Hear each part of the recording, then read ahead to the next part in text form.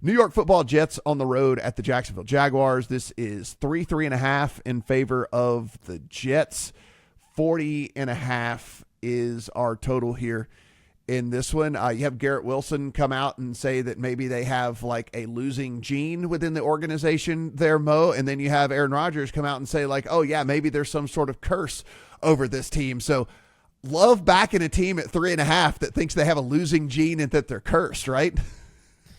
Yeah, on paper, I mean, I definitely think the Jets are the side here. I mean, the Jaguars are just so bad, man. I mean, that was another really rough sweat for me. It came home, but that was not fun. Even got the money line, but do I honestly think the Jags outplayed the Titans? Not really. I mean, yeah. Multiple stops inside the 10. I mean, it just came down to a few high-leverage drives and plays. So feel fortunate to have gotten that one home. And the Jets probably outplayed the Dolphins. I don't know. That game was close. I think if the Jets show up and play well, they should probably run away from the Jags here.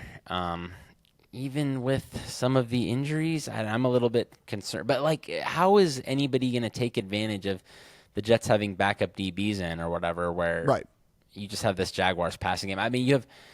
The one thing the Jets have consistently done is they're still putting pressure on the passer. And Mac Jones he tries throwing off his back foot. He just gets lost trying to navigate the pocket. I just don't see him do anything positive when he's under any ounce of pressure. So I have very, very big concerns about the Jags offense this week. So I like the Jets, but I think it's probably more of a contest look for me because I just don't know if I can put real money on this team when it's a road game against a bad team and they have nothing to play for.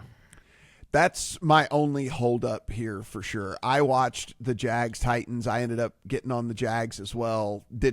Not for 1 second I ever think that was going to get home, even with how terrible the Titans are and how terrible the Titans were playing. I guess my only thing that is good, but probably you can get away with the Titans and probably won't be able to get away with this Jets team, is he was at least force-feeding Brian Thomas. He was at least trying to get the ball in his best playmaker's hands and see what he could do. Target him 12 different times in that game against the Titans, ended up reeling in 8 of them.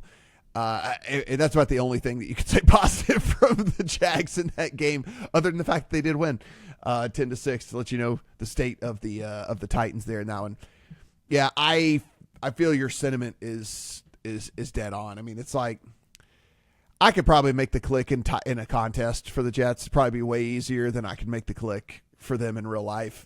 Given what I heard this past week, with all this, I mean, they are so incredibly defeated and deflated with absolutely nothing to play for.